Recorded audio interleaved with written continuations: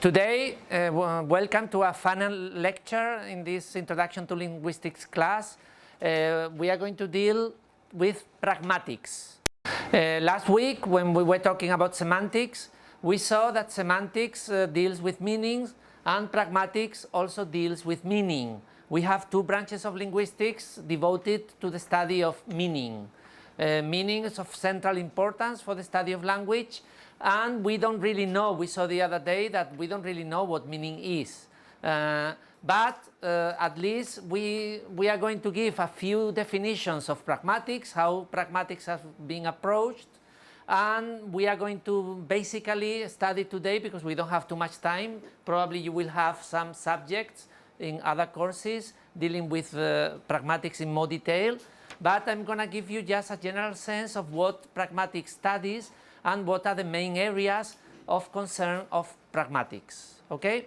Let's start with some definitions. Pragmatics as a field of study originated in philosophy at the beginning of the 20th century. Okay? One of the first people of talking about pragmatics was Charles Morris, a philosopher who gave a definition of pragmatics, or at least said that pragmatics deals with those aspects of meaning that are related to the participants in a conversation, in particular the speaker and the hearer. Those aspects of meaning that have to do with the speaker and the hearer is what pragmatics studies. A few years later, Carnap, another philosopher, gave a very interesting definition of the three main branches of linguistics, syntax, semantics, and pragmatics. According to Carnap, following Morris, pragmatics studies those aspects of meaning that have to do with the speaker and the hearer, with the participants in the communication. Semantics study the relationship of the forms and the meaning, or what he called the designata, the things that are referred to by the linguistic forms, and syntax studied exclusively the form, the form of the sentences. Okay, we saw when we studied formalist linguistics and formalist syntax, and especially Chomsky, that for a time they tried to build a theory of syntax devoid of meaning, and that's why Chomsky talked about these sentences that had no meaning, like colorless ideas sleep furiously, which are pure form. Okay, but this venue of study, of trying to study form without the meaning, has come to a failure in a sense, and even the formalist accounts of syntax incorporate questions of meaning. Okay,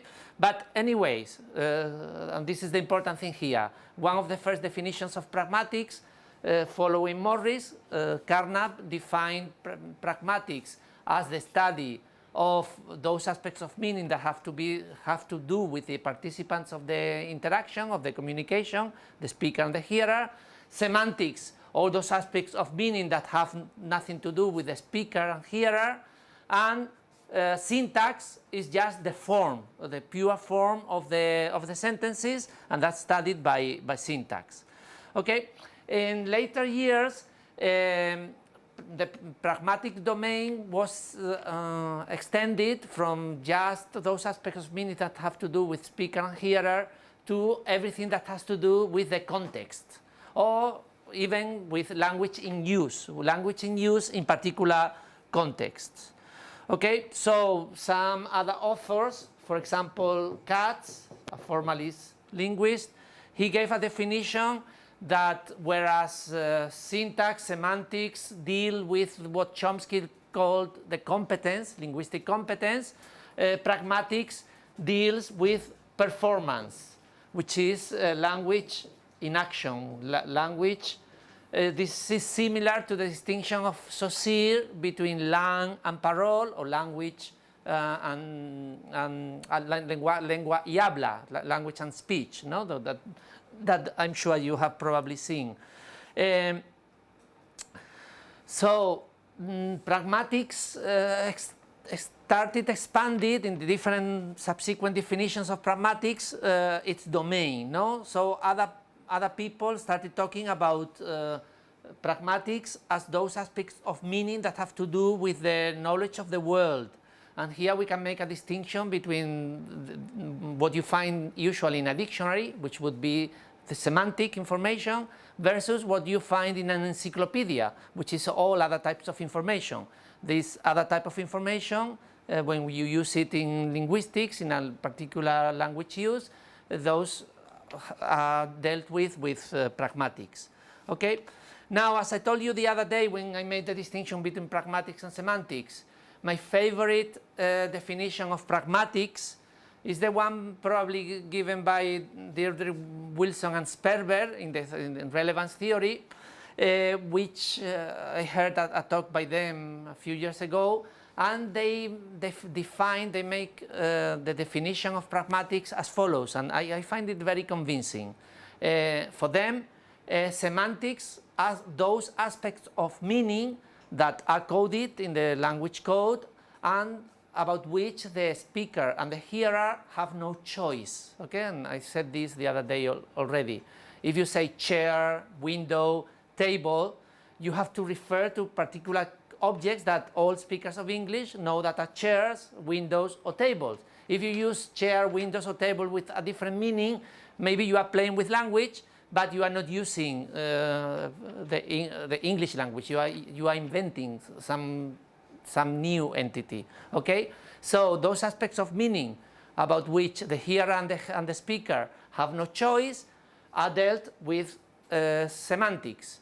In pragmatics, we have to study then all those aspects of meaning about which the speaker and hearer have a saying. The speaker and hearer can make a particular choice. Okay, and so that's for me the most important or the most interesting definition of meaning. So when I say, and this is the same example I used the other day, I say the building is on fire. You have no choice about, I'm talking about a building. You have no choice about that I'm talking about a fire, and that fire is happening in the building, okay, because I said the building is on fire. But now you and I, as speaker and hearer, have a choice about which particular building I am talking. If I say, looking out the window, the building is on fire, you will look out of the window like me and enjoy the show, okay? But if I say, the building is on fire, with stress and intonation, and you see smoke, and remember the other day we saw that smoke is an index of fire, you realize that the building that is on fire is the building where you and where we are right now. And then your reaction would be very different. You would run away as soon as you can in order to escape from the danger, okay? So you see, when I say the building, you as a hearer have a choice of interpreter which particular building it is, okay? And of course, you will try to follow the cues that are given to you by the speaker, okay? But I, as a speaker, using the building, have a choice about to which particular reference, which particular building I am talking about, okay? So those aspects of meaning that have to do with this particular usage of language, where the speakers and hearers have choices, those are the domain of pragmatics, okay? In pragmatics, as you can imagine them, we have many different ideas and many different fields and many different possibilities of study, okay? I'm going to give you just a few ideas. Some of them have to do what we might call classical pragmatics in its origins, and one of the main figures are another philosopher. Many of the scholars dealing with pragmatics are philosophers, is Austin, and also in the same line his disciple Searle. And Austin and Searle developed what nowadays we call the theory of speech acts. Okay, and this is one of the main branches of pragmatics, and theory of speech acts. The basic the basic idea under this name, under this theory, is that whenever we speak, okay, whenever we make any kind of utterance, we are acting on the world. We are doing something. We are performing some kind of action. And by doing that, we are changing the world, okay? So this is a very interesting theory in a very famous book by Austin called How to Do Things with Words. He made this point that whenever we speak, even any simple utterance where we are just stating a fact, we are changing the world because we are saying something, and our utterance is new in the world, and we have changed the world just by uttering it, okay? And Austin made a distinction between this type of utterances that are not so, that don't change the world so seriously, and other type of utterances, which he called the performatives, which change the world more forcefully. And in order to be able to use a performative, one of these performative verbs, you have to have what Austin called, you have to fulfill some felicity conditions. I'm going to give you an example. If I say now, Danny, I sentence you to death, okay?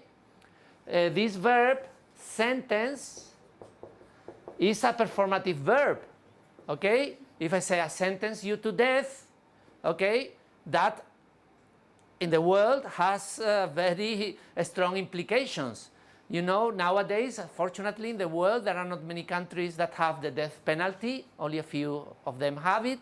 Okay, but in one of these countries, if we were in the United States, and if I were a judge, and we were at the end of a trial, and Danny would have been found guilty probably by a jury, okay? If I say this sentence, I sentence you to death, I'm condemning him to die, okay?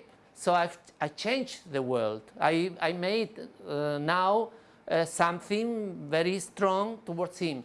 But notice, we need all of these felicity conditions. Luckily for Danny, this is not the United States, I'm not a judge, and we are not in a trial. We are just in a class, and I'm just giving you an example, okay? But you can imagine many performatives. They occur all the time. If you are in a wedding and you hear the judge or the priest say, you are husband and wife, now this is a performative again. I pronounce you husband and wife. No? Only a priest or a judge or someone with the authority can say this kind of utterance. No? But there are other performatives that we can do. No? I can make now a promise. I promise you that I will be very lenient or very good with all the students who have completed all the work for this subject. No, I have made this promise. When I say I promise, I have created a new entity in the world. No, I have established a promise. And since I am the teacher and I'm the one who gives the grades at the end, I have the authority of saying, I promise to you, my students, that if you have done all the work that is required for this subject, you will have no problem passing the subject, okay? And this is a promise, okay? And now, maybe I say, well, this is just an example, but no, I'm saying here, and so this is a performative. Now there is a promise.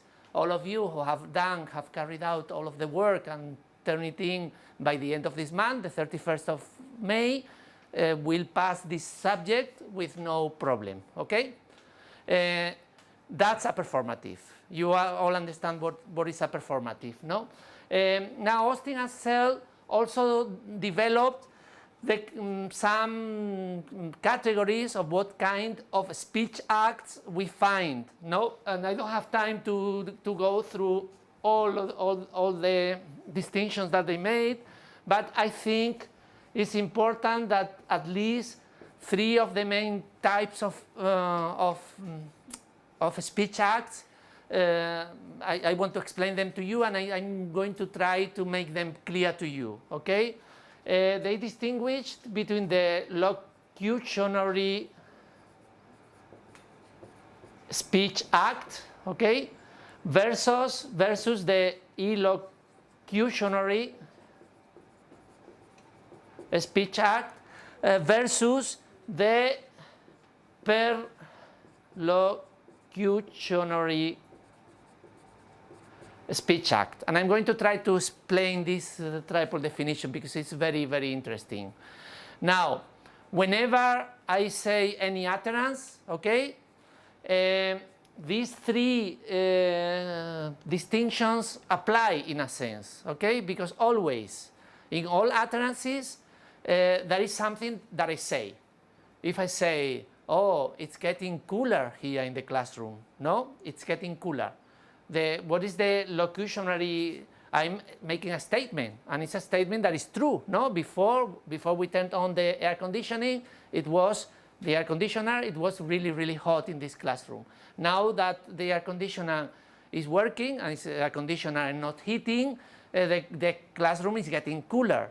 So the locutionary act of this, the locutionary force of this utterance is simply a statement, and it's a statement that is true. It's getting cooler here. But now imagine that Claudia says, oh, Juan Pablo, it's cold here, okay? Now again, there is a locutionary value of this utterance. She's stating a fact. It's true that it's cold here. But now maybe she has an elocutionary intention. Maybe she's not making a statement. Maybe she's making a request. But she doesn't dare, oh, please turn off the air conditioner. She's saying, oh, it's cold here. And so her intention is to make a request. Please turn off the air conditioner. Okay? And now the third element of the speech act is if actually there is a change in the world and the speaker manages to get the intention. If I actually get the air conditioner and turn it off, then that's the result. This is what she intended me to do. It's the effect of the speech act in the world. Okay? Now, I try to repeat it because this is sort of complex. So in the locutionary speech act, it's just what any sentence or anything that I say is what it refers to. It's just a statement, or it's just I'm saying something about the world. This is what I'm saying. Okay? The elocutionary speech act is my intention in saying it. What do I want to accomplish? Maybe I'm saying a statement, but in reality I'm asking a request. I'm making a request, or I'm giving a command.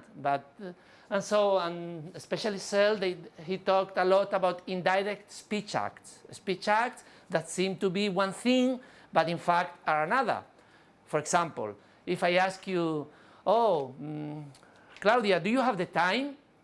If she were literal, she would say, yes, I have the time. But then she would have answered my question. But my question was a request. I was asking for the time. I was not asking if she had the time. So you understand, there are many indirect speech acts. Like, for example, if she says, it's cold here, it's a statement, it has a locutionary force, but for her it's a request, okay, because that's her intention. And now the final and the most powerful is the force that speech act that she has done, that she has uttered, has in the world. If she manages me to get to turn off the air conditioner, she has managed to fulfill the perlocutionary act. She has managed to change the world. Okay, and now these performatives that we were talking about earlier are a type of a speech act where the elocutionary force and the perlocutionary force are combined. Because if I say I sentence Danny, I sentence you to death, what I'm saying, my intention and the force are going to be, if I fulfill the conditions that, or if I say I baptize you, or I say I name you husband and wife, or pronounce you husband and wife, and I'm a priest or a judge, then this pronunciation at the same time is having an effect in the world. Okay, so this is one of the most interesting areas in pragmatics. but we don't have too much time to deal with them in depth. Another very interesting name in classical pragmatics theory is the name of Grice. I don't know if you have heard of Grice and his cooperation principle. It's a very, very important and has driven a lot of the pragmatic research since the 70s. And in fact, many of the most contemporary theories come from this one. We'll see it later. So we have to define what it is.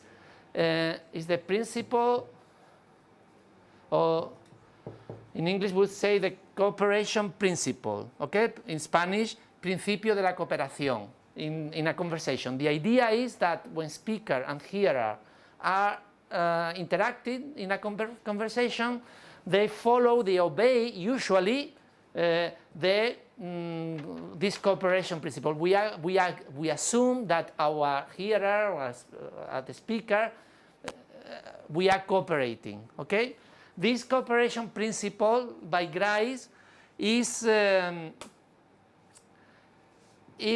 enacted or is materialized in 4 maxims, okay? And we are going to talk about these 4 maxims of the cooperation principle, of Grice's cooperation principle. The first one, very important, probably well, all of them are important, but the first one is that whenever you make, as a speaker, a speech act, you have to be truthful, you have to tell the truth. This is what they call the maxim of quality. We assume, the hearers, when they hear a speaker speaking, assume that the speakers are saying the truth, okay? Something that is true.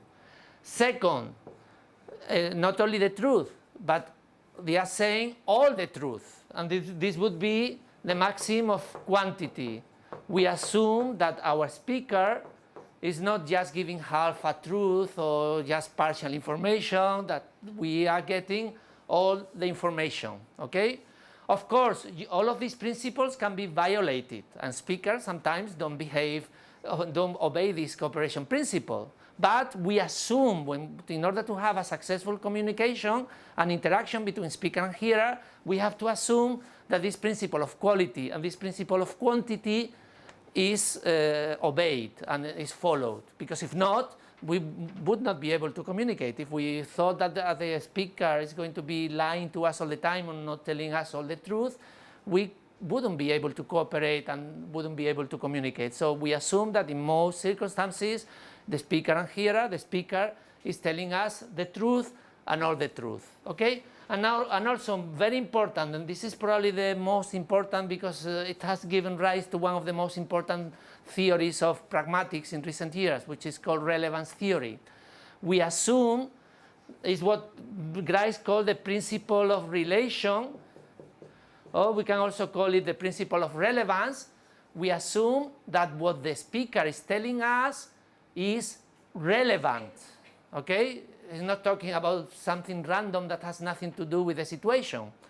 I'm going to give you an example so that you understand this relevant and how it's important, very important when we cooperate, and also very important, as I said, one of the most important theories of pragmatics nowadays is called relevance theories, and it's built on this principle, okay? And I'm going to give you an example. If I ask Claudia, what time is it, okay? And she answers, oh, the postman just arrived, okay? I'm not going to assume, oh, she has become nuts, she has become crazy. I've asked for the time and she has not given me a time. She has told me the postman has just arrived, okay? What I'm going to, I have to do a lot of inferences and I have to make a lot of processing in my mind. I have to say, okay, she's telling me the information she has. She doesn't know for sure what time is it because she doesn't have a watch, but she has just seen the postman and didn't see the postman coming. And since she knows that I know that the postman usually comes at 10 in the morning, she's telling me, oh, I think it's 10 in the morning because the postman has just arrived, okay? And so I'm able to get a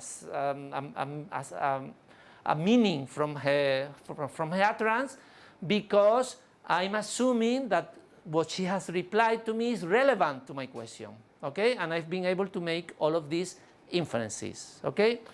And the final one, maybe not the most important, but we usually have to take it into account, is the maxim of manner, of the principle of cooperation, or cooperation principle. In the principle of manner, basically it can be summarized as try to be clear, try to avoid ambiguity, try to be not to be very obscure or use words that the other is not going to be able to understand. Try to be brief. Don't speak too long. Don't speak for too long, because that's not going to make it. It's going to be the conversation very clumsy and not interesting.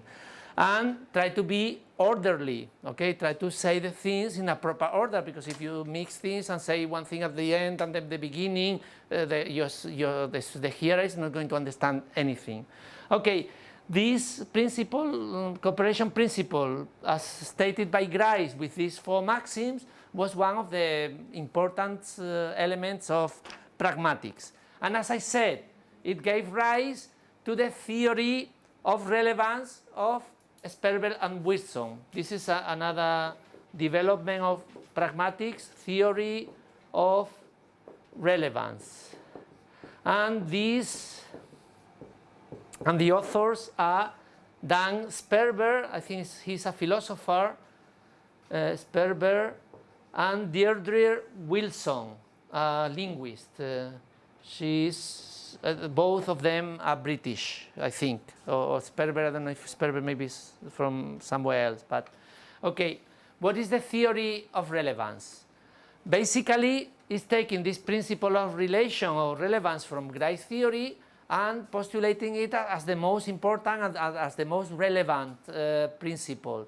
And basically the basic idea of Sperber and Wilson is that the hearers, because this is a theory of pragmatics centered in the hearer is going to take the message uttered by the speaker and is going to interpret it according to this principle of relevance. The hearer is going to try to do the least effort in inferences and deduction, how to try to find out what the speaker means, okay, with taking advantage of the words that the speakers have said, okay? And here's where we have all these ideas about inferences, implicatures, ideas that we make sense of what other people tell us, even though literally the things do not relate to each other, because we always, because we are meaning-seeking creatures, we are trying to make sense of what's going on around us. We assume that what the speaker has told us is relevant to what we are saying at that particular moment, and we make all the necessary processing, all necessary inferences to give it a proper interpretation, a proper understanding, okay? And as I said, this is one of the most important pragmatic theories nowadays. Another very important theory, but I'm not going to have time to discuss about it, is the theory of argumentation. And this was developed in France, okay? And another one is what is called politeness theory. And I'm going to stop a little bit on this one. This is by another linguist, Stephen Levinson, together with other people, developed this politeness theory. And basically, it has to do with some of these manner maxims of Grice, because, or what could be considered a new maxim of the principle of cooperation, is that when we are interacting with other people, we usually, politeness, we try to be polite, try to respect some rules. If you are following the MOOC by Leiden, you will see that when you deal with pragmatics, you are going to deal a lot with this politeness theory and this, and here the notion of face has a great importance. I'm going to give you just some ideas about this, why politeness is so important. Okay. Now think, for example, in Spanish. I'm going to give you a couple of examples. If I can tell now, Beatriz is about to leave. I can tell her, quiero que no te vayas, o quería que no te vayas, o querría que no te fueras. Okay, I can say all of these things, no? With no effect, because I knew that she had to go early. No problem about that. But imagine, I can ask her in 4 different ways one particular thing, or I can imagine I fancy Claudia's mobile, and I ask her, quiero tu móvil, Claudia. Or I can say, quería tu móvil. Or I can say, querría tu móvil. Or I could say, quisiera tu móvil.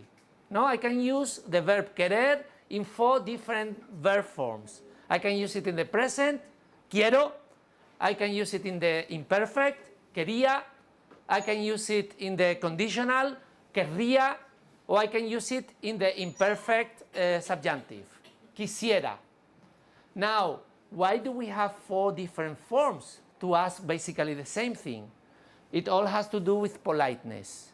If I say quiero, I'm doing it very direct, very rude. I'm not being polite at all. Okay, I'm using the present, and I'm demanding that I want the mobile.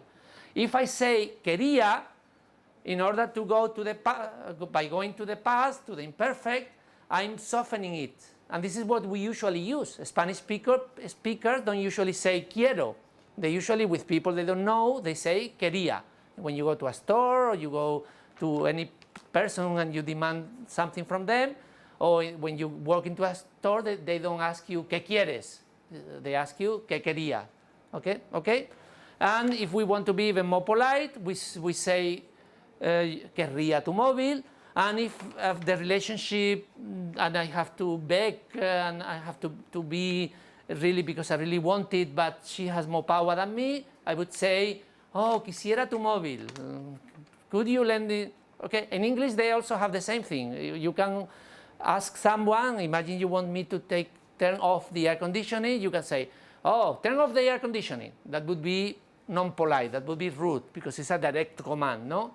But you can say, oh, can you turn off the air conditioning? Or could you turn off the air conditioning? Would you mind turning off the air conditioning? Would you be so kind as turning off the air conditioning? So we have many different ways you could ask the same thing, and it all deals with politeness. We have it in Spanish in all over the place. Now we have the tú and usted. Why do we have these 2 forms? Because of this politeness.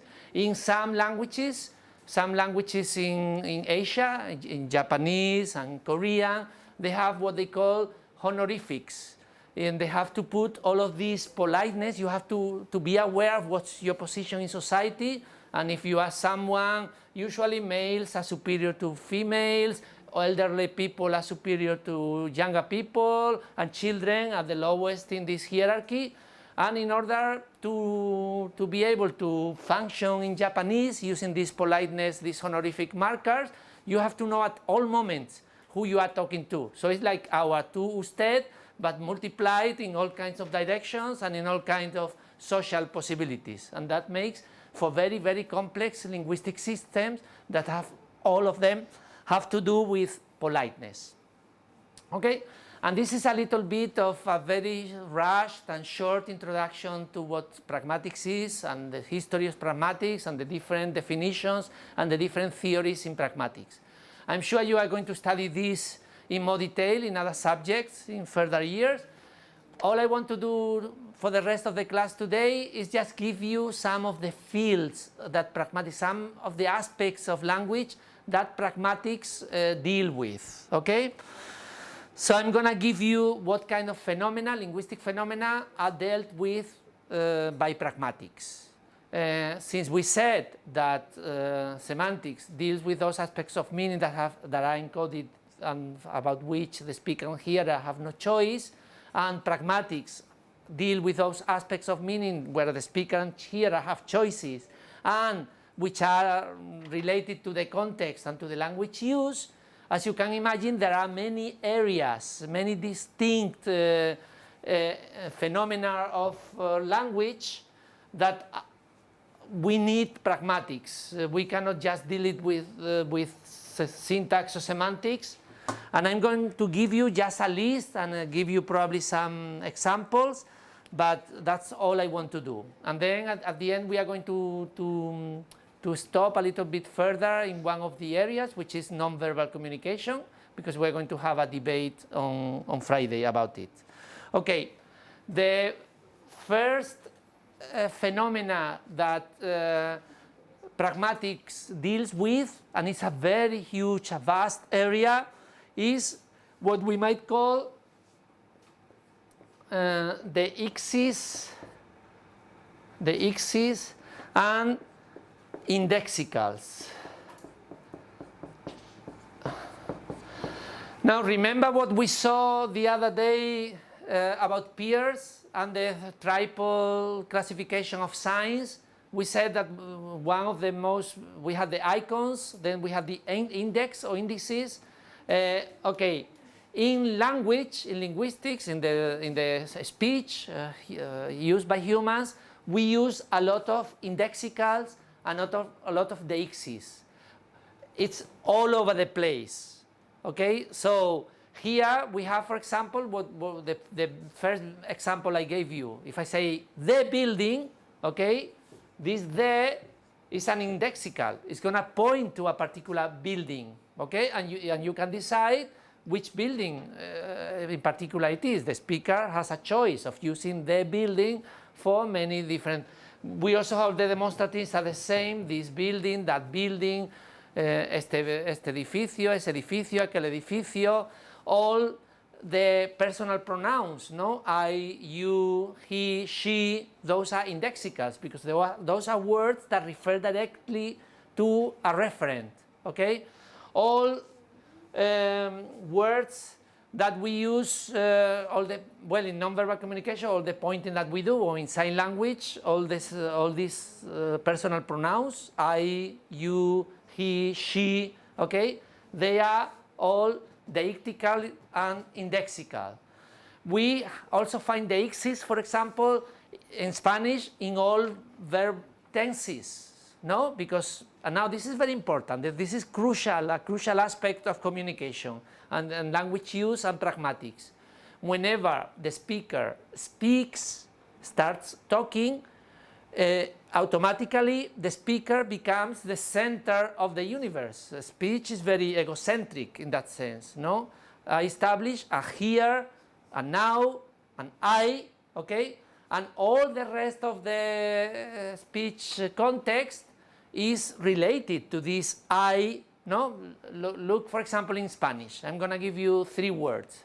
What is the meaning of aquí, ahí, allí? These adverbial expressions that refer to places are directed from the speaker. No, if I say aquí, is all those things that are close, very close to the speaker. If I say ahí, I'm referring to the space that is closer to the hearer. And if I say allí, okay, I'm referring to the space that is not close to the speaker or hearer. It's far away from both of them. Okay, in English they only have 2 words here. They only have here, close to the speaker, and there, which is far away from the speaker. In Spanish we have 3. We have aquí, ahí, allí. We also have the same with demonstratives. We have 3. Este, which is close to the speaker, ese, which is close to the hearer, aquel, which is far away. In English they only have 2, this and that, okay? This close to the speaker, that, or those, and those far away from the speakers. Okay, all the tenses. If I say in Spanish, está lloviendo, estuvo lloviendo, ha llovido, había llovido, lloverá, habrá llovido. Notice that we establish a very complex set of relationships, all starting from here and now, projecting towards the future and towards the past.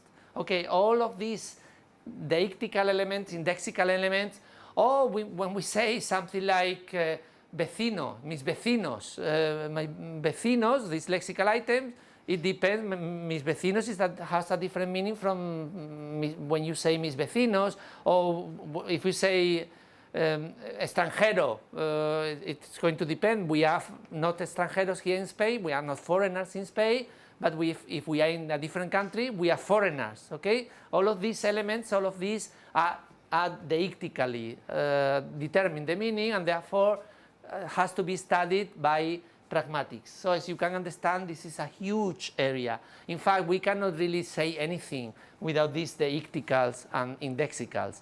And that's why many people really say that you cannot really draw a distinction between semantics and pragmatics, okay? But what else is studied by pragmatics? Okay, all those aspects of meaning that have to do with the attitude of the speaker and the hearer. Imagine, if I'm happy and saying things happily, you understand what I'm saying in a different way as if I am sad, or I'm being ironic, or I'm, okay, if I say, and here nonverbal communication plays a very important role, no? If I say, Danny asks me, oh, are you happy today? And I say, yes, very happy. It's clear that this yes, very happy is going to be interpreted very differently from if I say, yes, Danny, very happy, okay? I can give many different types of meaning according to what's my state of mind, my attitude, my emotions, my, and also how the hearer receives what I'm saying. Maybe I say something and it's received in the opposite of what I intended, because the speaker or the hearer in that particular moment is not in the mood of receiving it in the way I was intending to say it. So everything that has to do with the speaker and the hearer, here we have ironic speech, sarcastic speech, everything that is studied by pragmatics. Now, everything that has to do with the knowledge of the world, okay? If I say, for example, if I say any sentence, you can give it many different meanings according to your knowledge, what you know about the world. And so if I start speaking, for example, a theoretical physics lecture, and you don't know anything about theory of physics, probably you are not going to understand anything, okay? So the meaning of the utterances in a great deal depends on the knowledge, and also, and we will talk when we see about intercultural pragmatics, many times, and this is the problem in communication among people of different cultures, and when you say one thing, it's interpreted in a very different way in a different culture, because the view of the world in that particular culture is very different from what I was trying to say, no? I think Miguel might have given you several examples about that, no? And has to do also with nonverbal communication and all of these communication codes that are given and that are particular of a society, that you assume them and you don't question them, but then you start seeing that they are not universal because you see other people reacting differently from the way you react, okay? So everything that has to do with the knowledge of the world that determines, so for example, if I say bank, it depends on how I pronounce this word and in which particular context. You have to know that bank can be bank where I keep the money, or it can be the bank of the river. But if you know Spanish, you know that banco is the banco can be the banco where you put the money, but it can also be the bench where you sit in the park, no? And now, how are you going to determine what I'm talking about? Has to do with the knowledge of the world that you have, and all the, and so this is very important, and many aspects of meaning that have to do with knowledge of the world. We take for granted many things. If I talk about windows or doors, or they have a particular meaning because we all know about houses and buildings in our particular society. But if we were in a different society where we live, for example, in igloos because we are Inuit and live in the Arctic, then window and door and all of these concepts have very different meanings. I suppose you understand that, no? Another very important domain where pragmatics plays a very important role is all that has to do not only with the context where the communication takes place, but also the linguistic context. And now, because whenever we say a sentence, there is something that has been said before, and the particular context makes you give it a different meaning. And so, for example, just to give you a quick example with Spanish, no? If you say something, hace frío en esta habitación, ¿ok? Y Claudia dice, no, no hace frío. And I say, insisto en que hace frío, ¿ok? This insisto en que hace frío, I've used indicative because the previous sentence was a statement. But if I say, or Claudia says, Juan Pablo, sal de la habitación. Y yo digo, no, no salgo de la habitación. Now Claudia would say, insisto en que salgas de la habitación. And now the meaning is insisto is the same verb with the same meaning, but now it's a command. Because the previous sentence that we had in the context was a command. Okay? Sal de la habitación. No, no, no quiero salir. Insisto en que salgas de la habitación. Okay? So you see how the context, and now imagine, and this has to do with, I'm sure you have studied all these genres of writing and all this type of text, and how you get cohesion and coherence, and how you use all the conjunctions and discourse markers to organize, so that in order to write a good essay, you have to start by stating a hypothesis, developing some arguments, and then making some conclusion. And in order to make it work, you have to glue it, you have to join, you have to unite all the parts with these discourse markers. No, you cannot start with in conclusion. That would not be a good way of starting an essay. You have to say in conclusion or in sum at the end. No? Okay, and then you have to say when you are making an argument, on the one hand, on the other hand. Okay, all these elements of meaning that have to do with the context and how a text is organized, this is dealt with pragmatics. Also, the analysis of conversation.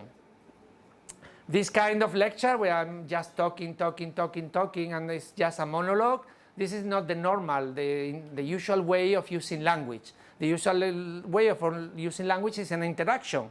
For example, in Friday, when you have the debate about nonverbal communication, you are going to be interacting with each other. Okay, everything that has to do with the analysis of conversation and how people take turns and what are the strategies that we use to take the floor and stop the other person from speaking and trying to get a saying, this is studied by pragmatics. So all that is called conversation analysis, which used not to be studied until very recently in linguistics, but nowadays we know that all language is basically interaction, and so these areas of conversational analysis is an area of study of pragmatics. So you can see that pragmatics really involves a lot, no? Another very important thing, when you speak, you have to make a lot of decisions, okay? And you can make lots of choices, and you can make many changes. I'm sure many of you, when you are here at the university and you speak in a formal context like a class, you speak in a particular way, using a particular register. But when you are in your neighborhood or in your village with your friends, you speak in a different register. So you adjust your speech to the different registers, and so you have to make a lot of decisions. And imagine you are an actor or you are a television broadcaster, and you are from Andalusia, but you go to Madrid.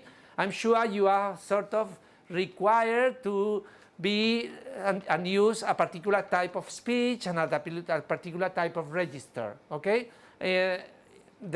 I'm more and more convinced because education until very recently has been trying to standardize people and make everybody speak in the same way. But I think education, what education should do is to make you feel happy with the way you speak in your normal life, but then allow you to use other registers, a register for the written language, a register for more appropriate type of discourse. And so you have to be like actors, no? That are able to change and adjust to different registers and different possibilities.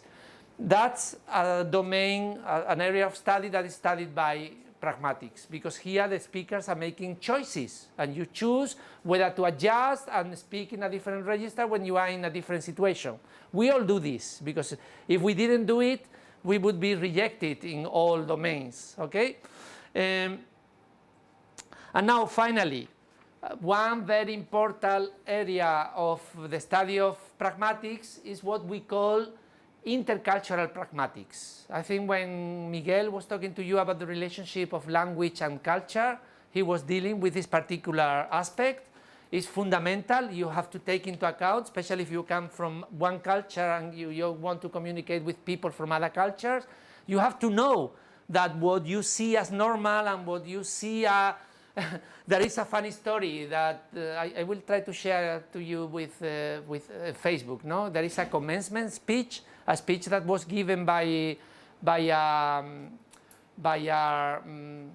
very famous writer in the United States who started his speech by saying that two young fish were swimming in a river or an ocean, and they found an old fish, no? And the old fish told them, okay, enjoy the water, no? Because the fish were in the water.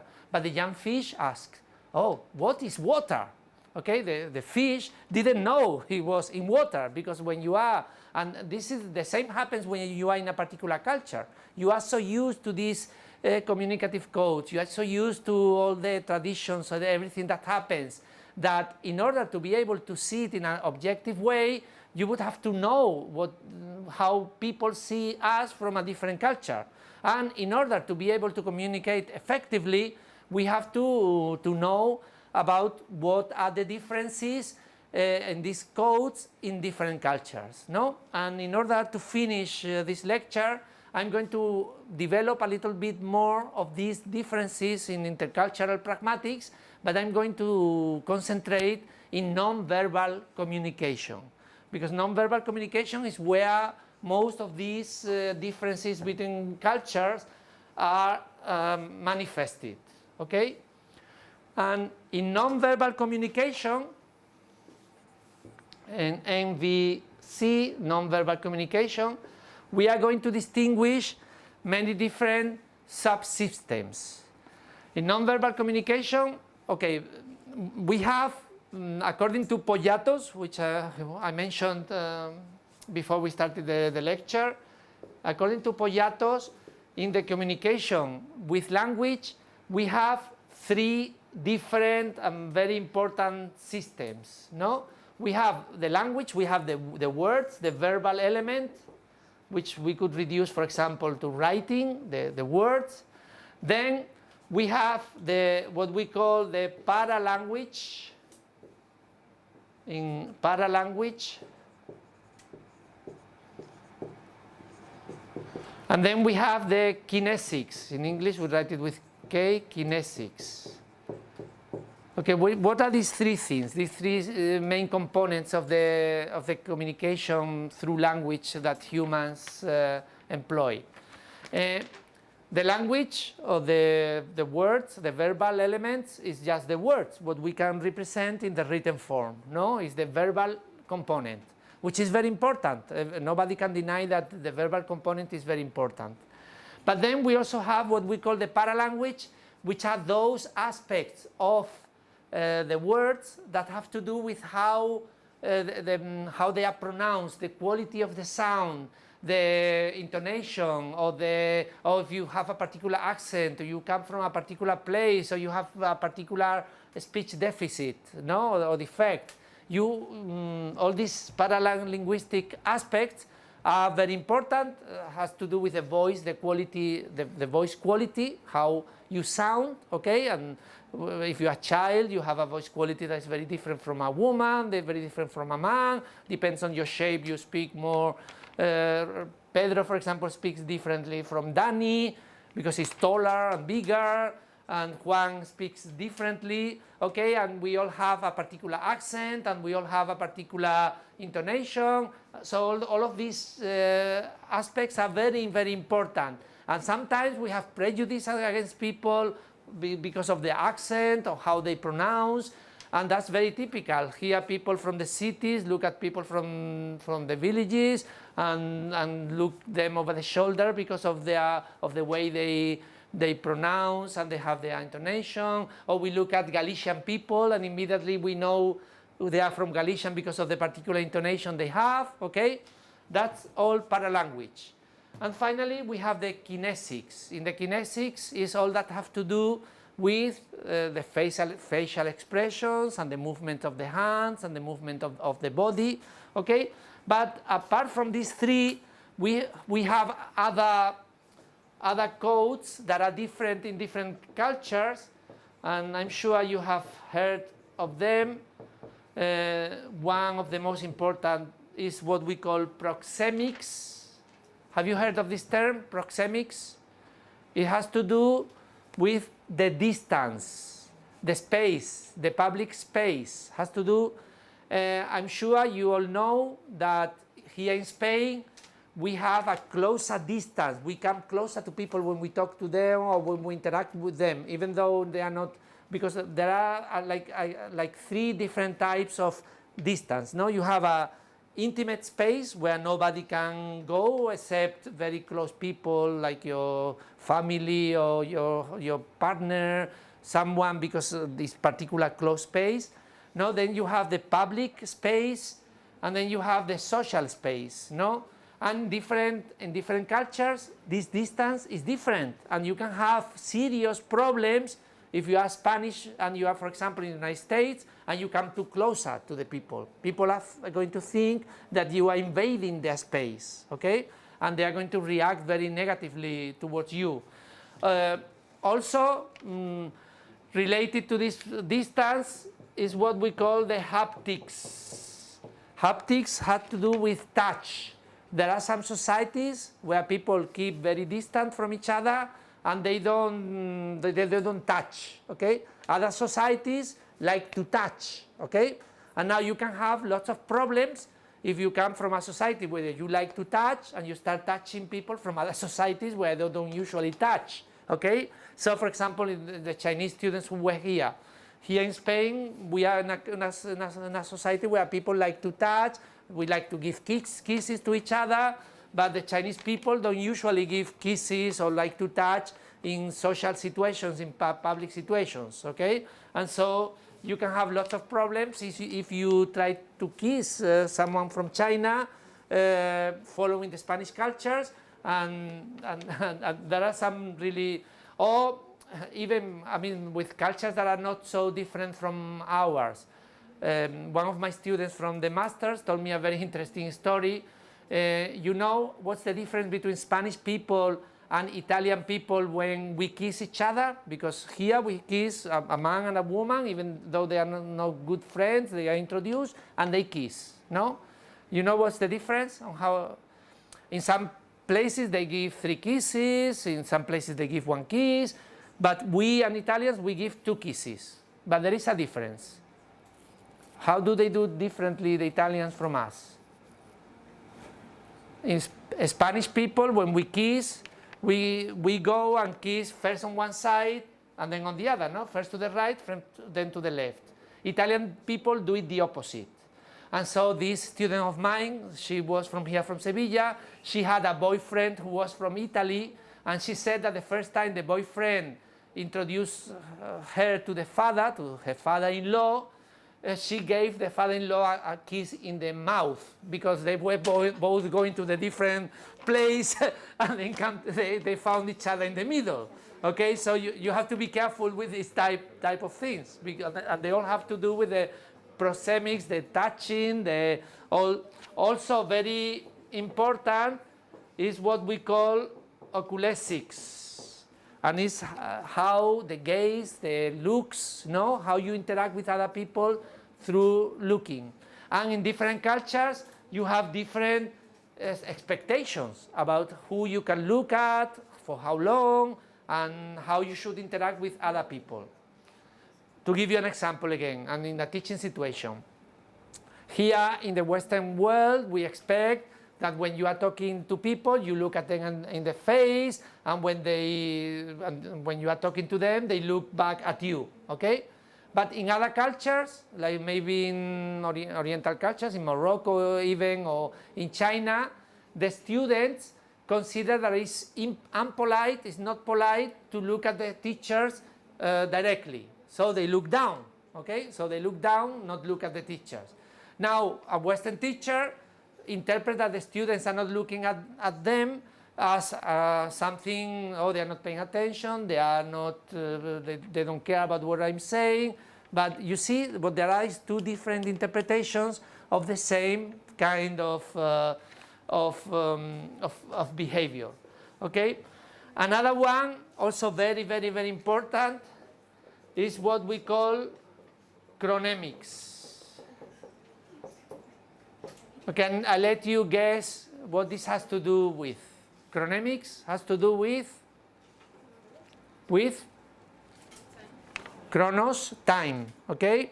Now, what type of differences can you find among cultures according to time? According to time. Okay, there are cultures, for example, if you go to the United States, what do they say about time? Time is gold, time is money, time is valuable.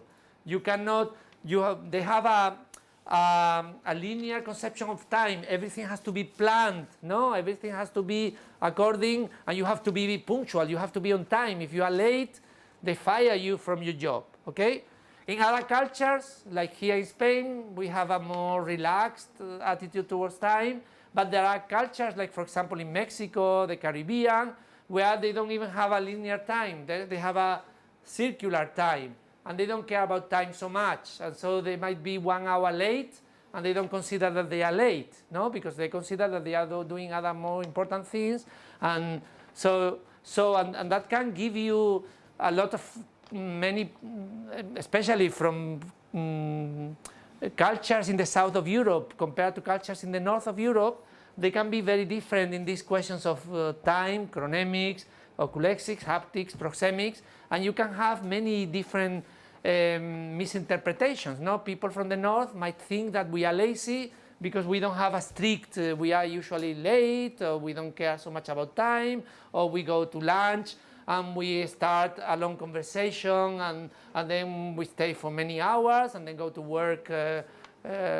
You understand? So and that can cause really problems. I mean, especially Spanish society, all this question of time and the schedule, the truth is that it's terrible, our schedule, because we eat very late at night, we have a long break for lunch, and whereas in most other societies, they have a more, they have a better differentiation between working time and leisure time, no? And they have a lot of leisure time because they finish their working time very early. At 5, 6, everybody goes home because that's when they have the large dinner, no? Here in Spain, we just have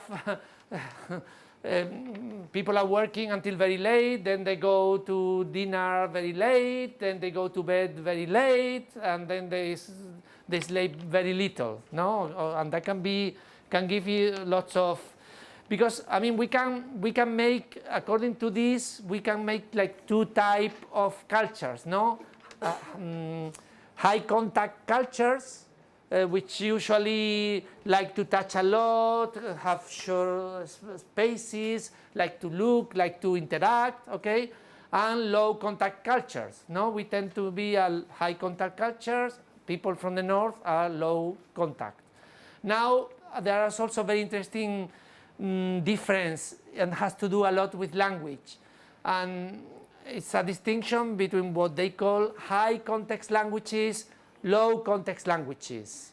In high context languages, like for example Oriental cultures, and in a certain way Spain is also a high context language, there are many things that are assumed. When we speak, we don't have to make everything clear. We don't have to say everything verbally, because there are many things that are sort of in the background. No? In China, you can say, I have a friend who is a professor of Chinese, although he's not a Chinese native speaker, and he told me, when I asked him, what is the most difficult thing that you have to learn, the most difficult thing about Chinese?